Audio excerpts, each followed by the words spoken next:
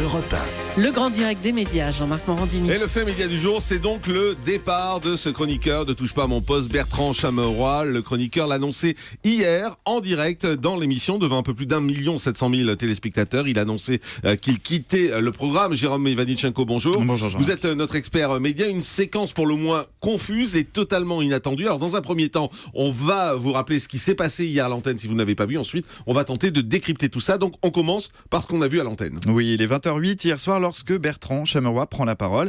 Pas pour assurer sa chronique habituelle, mais pour raconter une entrevue qu'il a eue avec Cyril Hanouna quelques minutes seulement avant le début de l'émission. Je suis venu vous voir parce que je parle aussi avec les gens de l'équipe, de la rédaction. Moi, j'ai toujours voulu faire ce métier depuis que j'ai 4 ans parce que je marche, c'était ma passion. Donc, vous m'avez apporté beaucoup de choses. Je me suis éclaté pendant de nombreuses années dans cette émission. Et aujourd'hui, je ressens moins de plaisir quand je fais les chroniques. Je me sens moins à l'aise. Comme je suis... C'est pas ce que vous m'aviez dit. En fait, vous m'aviez dit aussi que vous êtes un peu gêné par tout ce qui... Oui, non, mais j'allais y venir. Ouais. Moi, j'ai du mal, pour mon cas personnel, quand on dit un mot de travers, qui est 12 articles derrière. Il y en a qui vivent très bien la surmédiatisation qui est due au succès de l'émission. Ça n'est pas mon cas. Et aujourd'hui, je ressens le besoin de prendre du recul par rapport à tout ça. Alors stupeur, Bertrand Chameroy jette l'éponge et il l'annonce comme ça en plein direct. Il affirme qu'il se sent moins à l'aise. Il est essoré par le rythme de l'émission et par la surmédiatisation. Trop, c'est trop. Le chroniqueur a besoin de prendre du recul et il quitte donc une émission dans laquelle il est présent depuis 2012. Après cette annonce, Cyril Hanouna lance une page de pub. Au retour en plateau, Bertrand Chameroy est toujours là. Et cette fois, il évoque un autre type de pression pour justifier sa décision, celle exercée par les réseaux sociaux, ce bruit médiatique qui entoure l'émission et qui se traduit par d'innombrables commentaires de la part de la communauté de fans.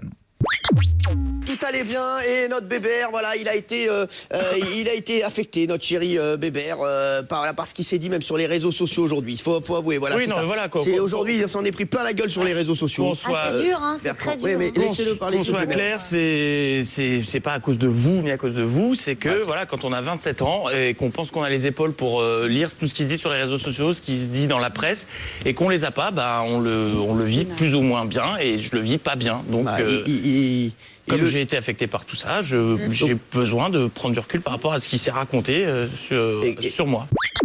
Et ce recul, Bertrand Chameroy va le prendre dès ce soir. Alors ça, c'est ce qu'on a vu à l'antenne, bien évidemment. En toile de fond de ce départ, il y a un contexte plutôt tendu en ce moment autour de l'émission. Oui, la fatigue, la pression, Bertrand Chameroy les supporte depuis déjà plusieurs saisons. La vraie raison est donc à chercher ailleurs.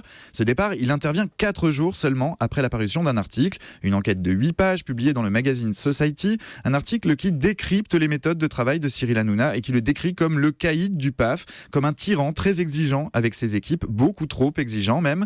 Parmi les sources de cet article à charge, le témoignage d'un chroniqueur qui raconte anonymement la lassitude de certains membres de l'équipe et qui décrit une bande dans laquelle l'ambiance est délétère. Depuis vendredi et la publication de cette enquête, nombreux sont ceux qui cherchent à découvrir l'identité de ce chroniqueur masqué. Une véritable chasse aux sorcières orchestrée par quelques internautes. Et si la coupe est pleine pour Bertrand Chameroy, c'est justement parce qu'il est désigné par beaucoup comme étant cette fameuse taupe. Un avis, il faut le souligner, qui serait d'ailleurs partagé par plusieurs membres de l'équipe de Touche pas à mon poste. Des accusations qui auraient donc conduit Bertrand Chameroy à abandonner son poste. Un autre élément aurait aussi accéléré cette décision du chroniqueur. Il s'agit de 2 messages postés sur Twitter par Franck Hanez, le patron de Society.